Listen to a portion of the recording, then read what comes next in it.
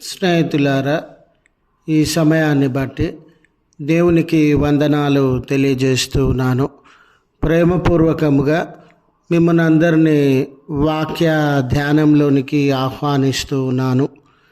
చలికాలం అందైనను విశ్రాంతి దినమందైనను అనే ఆలోచనను మీతో కూడా పంచుకోవడానికి ఇష్టపడుతూ ఉన్నాను కనుక దేవుని యొక్క వాక్యమును మీరు ముగింపు వరకు ఆలకించాలని మీ కుటుంబ సభ్యులతోనూ తోటి విశ్వాసులతోనూ ఈ వీడియో షేర్ చేసుకోవాలని మీ ప్రార్థన మనవులను తెలియజేయండి. నమ్మకంగా మీ కొరకు ప్రార్థిస్తాము. ఈ వీడియో మీ ఆధ్యాత్మిక జీవితంలో ఉపయోగకరంగా ఉంది అని మీకు అనిపిస్తే దయచేసి ఈ ఛానల్ను సబ్స్క్రైబ్ చేసుకునవలసినదిగా మనవి చేస్తూ ఉన్నాను. లేఖనము మత్తయి సువార్త 24వ అధ్యాయం 20వ వచనము. మీరు పారిపోవుట చలికాలమందైనను విశ్రాంతి దినమందైనను సంభవింపకుండవలనని ప్రార్థించండి.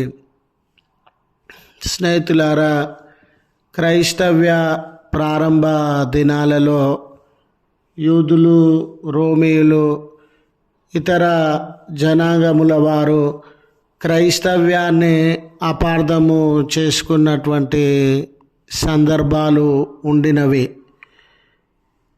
క్రైస్తవుల మీద అనాలోచితంగా దాడులు చేస్తూ వారిని హత్య చేస్తూ గాయపరుస్తూ పట్టణాల నుండి వెలివేసినటువంటి దినములు ఉండినవి.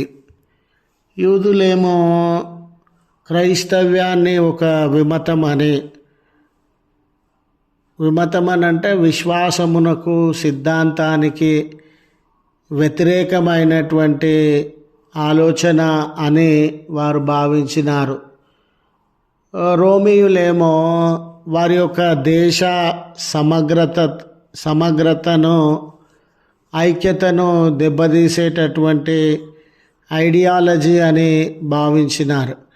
కనుక ఈ రెండు గుంపుల వారు క్రైస్తవ్యాన్ని చెదరగొట్టడము, చెరసాలలో వేయడము, హత్యలు చేయడము, దాడులు చేయడం అనేది జరిగింది. ఈ సహించలేని, భరించలేని, ఎదిరించలేని దాడులు జరుగుతున్నటువంటి వేళ వారు ఒక పట్టణాన్ని విడిచి మరొక పట్టణానికి పారిపోయినటువంటి వారుగా ఉండినారు. గొప్ప విషయం ఏంటంటే వారు ఏ పట్టణంలోనికి వెళ్ళినా సువార్త ప్రకటించడం అనేది మానలేదు. ప్రభుల వారి బోధలో కూడా ఈ సంఘటనలన్నీ మరి మొదటి శతాబ్దము 70వ సంవత్సరంలో ప్రారంభమైతే ప్రభుల వారు దానికంటే ముందు 30 సంవత్సరాల క్రితమే వారు జీవించినటువంటి కాలంలోనే ఇవన్నీ సంభవిస్తావని వారికి తెలియజేసినటువంటి వాడుగా, సంభవించిన సందర్భంలో మీరు ఒక పట్టణాన్ని విడిచి మరొక పట్టణానికి పారిపోతారు అని తెలియజేసిన విషయము మనము లేఖనాలలో గమనించగలుగుతాం. అయితే ఈ శ్రమ అంటే ఇతరులు దాడి చేయడం కానివ్వండి, హత్య చేయడానికి మన మీదికి రావడం కానివ్వండి, చెదరగొట్టడం కానివ్వండి, ఈ హింస అనేది, ఈ బాధ అనేది, ఈ దాడి అనేది చలికాలంలో మీ మీదికి రాకూడదని, విశ్రాంతి దినాన మీ మీదికి రాకూడదని ప్రభుల వారు ప్రార్థించమని తెలియజేసినారు. ఎందుకు చలికాలంలో ఈ శ్రమ సంభవించకూడదు అని వారు తెలియజేసినారనంటే, చలికాలంలో విపరీతమైన చలి ఉంటుందండి. ఎక్కడ నిలబడలేం, ఎక్కడ కూర్చుండలేం, ఎక్కడ విశ్రాంతి తీసుకోలేం. చలికాలం పారిపోవాల్సి వస్తే మనకు షెల్టర్ దొరకడం అనేది చాలా కష్టతరమైనటువంటి పరిస్థితి. చలికాలంలో ఆ దేశంలో వర్షాలు కురిచేటటువంటి పరిస్థితి, తుఫానులు సంభవించేటటువంటి పరిస్థితి, వర్షాలను బట్టి, తుఫాన్లను బట్టి రోడ్లన్నీ కూడా జలమయమై ప్రయాణము సజావుగా సాగకుండా ప్రయాణానికి ఆటంకాలు ఏర్పడేటటువంటి పరిస్థితి. మరి నదిలో ప్రయాణం చేయాలన్నా కూడా, సముద్రంలో ప్రయాణం చేయాలన్నా కూడా వరదలు సంభవించేటటువంటి పరిస్థితి. కాబట్టి చలికాలంలో చలిని బట్టి, వర్షాలను బట్టి పారిపోవడం అనేది, ప్రయాణించడం అనేది చాలా కష్టతరమైనటువంటి పరిస్థితి. అలాగుననే విశ్రాంతి దినాన పట్టణాన్ని విడిచి పారిపోవడం అనేది కూడా చాలా కష్టతరమైనటువంటి పరిస్థితి. ఎందుకంటే విశ్రాంతి దినాన పట్టణానికి సంబంధించినటువంటి గేట్లు మూసివేస్తారు. ఈ విశ్రాంతి దినాన్ని ఆచరించడానికి వారు ఎన్నో నియమాలు, నిబంధనలు ఉండినవి.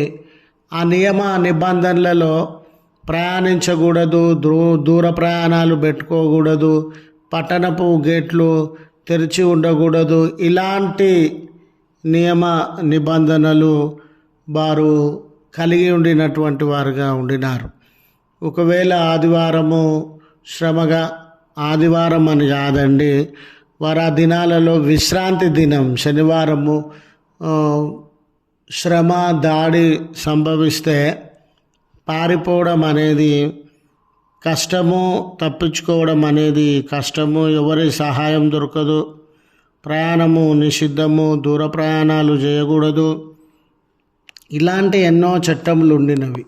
ఈ రెండు కారణాలను బట్టి మీ మీదికి శ్రమ, దాడి లేదా మిమ్మల్ని వెలివేయడము అనేది చలికాలంలో సంభవించకుండా, విశ్రాంతి దినాన సంభవించకుండా మీరు ప్రార్థన చేయండి అని ప్రభుల వారు సెలవిస్తూ ఉన్నారు. ఇది ఒక సలహా మాదిరిగా, సూచన మాదిరిగా మనకు కనబడతా ఉన్న గొప్ప ఆధ్యాత్మిక సందేశాన్ని ఈ మాట మనకు బయలుపరచుచూ ఉన్నది.